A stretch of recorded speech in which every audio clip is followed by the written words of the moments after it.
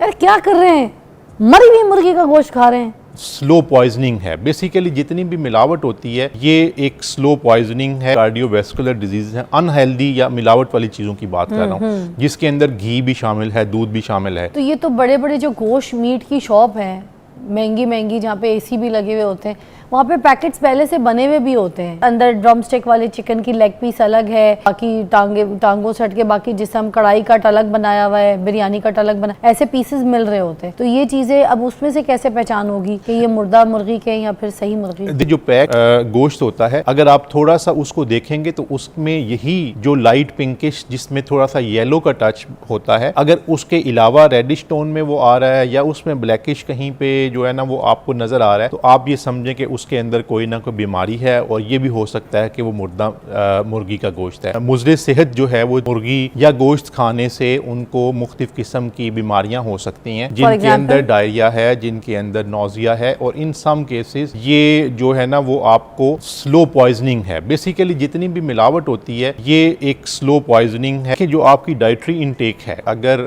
Unhealthy या मिलावट वाली चीज़ें होंगी तो वो आपके लिए कार्डियोवैस्कुलर डिजीज है। अनहेल्दी या मिलावट वाली चीज़ों की बात कर रहा हूँ, जिसके अंदर घी भी शामिल है, दूध भी शामिल है। का जो गोश्त है ना वो ना खाइए।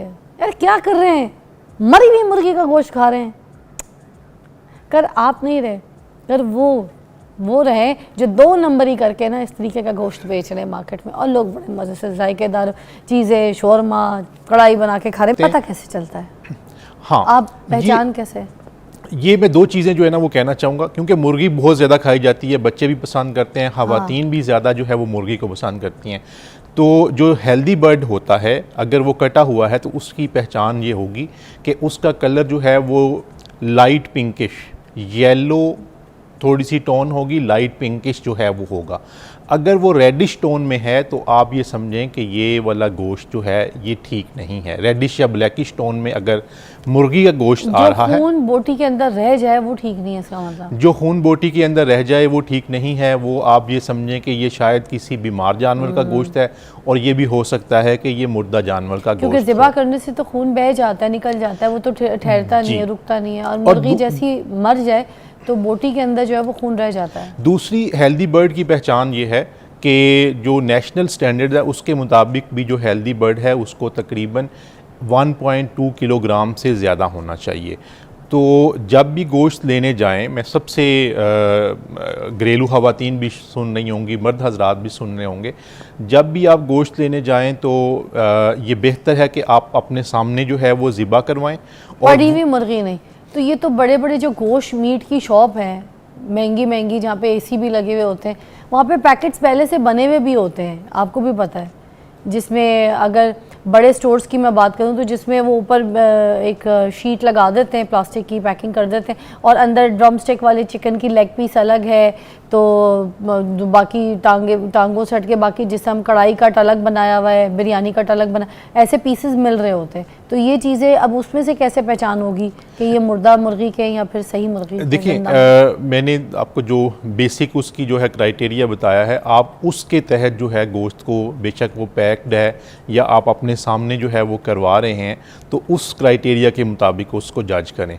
और दूसरा ये है कि जब आप बर्ड को देखते हैं, चिकन बर्ड को देखते हैं, तो ख़ुद ही उसको थोड़ा सा, मतलब आप खुद अपने सामने उसकी जो है उसको स्लॉटर करवाएं, और उसकी हेल्थ को भी आप देख सकते हैं कि वो कम से कम 1.5 kg से ज़्यादा होना चाहिए। 1.2 से अगर वो कम है तो इट मीन्स कि उसकी जो रेजिंग है या उसकी जो उसकी ग्रोथ हुई है उसके अंदर कोई ना कोई बीमारी रह गई है।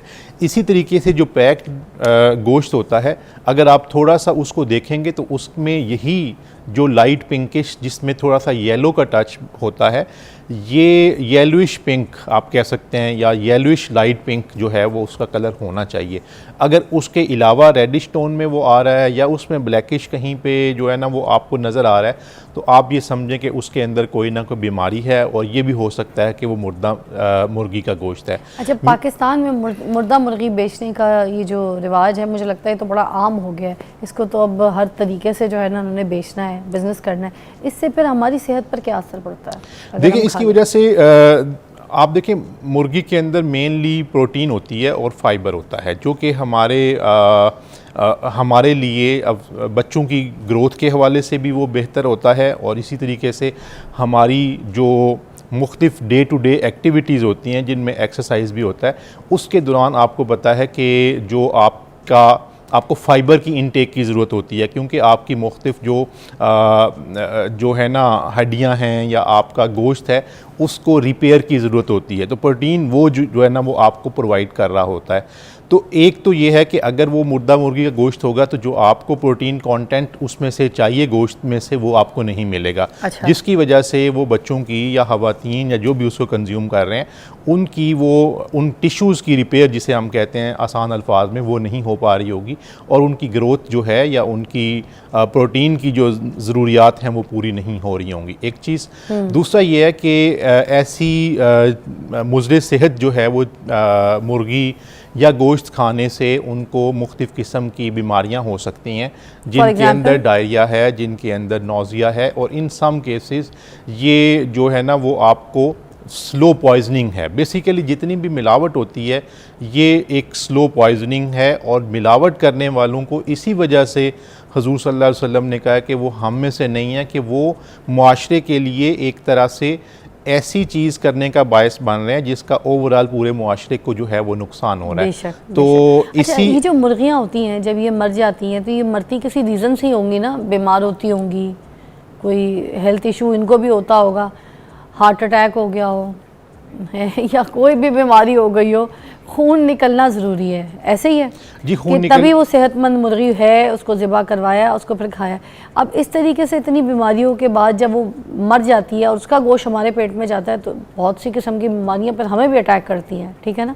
आपने एक बताया डायरिया हो सकता है, और कोई ऐसी बीमारी जो आपको लगता है बड़ा इस वजह से होती है? इसमें मेनली जो है ना वो बेसिकली ये स्लो पॉइजनिंग है, और इसकी वजह से देखिए जो आपकी डाइटरी इनटेक है उसके अंदर अगर अनहेल्दी या मिलावट वाली चीज़ें होंगी तो वो आपके लिए कई तरह के इश्यूज़, जिसके अंदर कार्डियोवैस्कुलर डिजीज़ हैं, अनहेल्दी या मिलावट वाली चीज़ों की बात कर रहा हूँ, जिसके अंदर घी भी शामिल है, दूध भी शामिल है। तो कार्डियोवैस्कुलर डिजीज़ का इसी तरह से किसी तरह के ट्यूमर का या कैंसर का वो बायस बन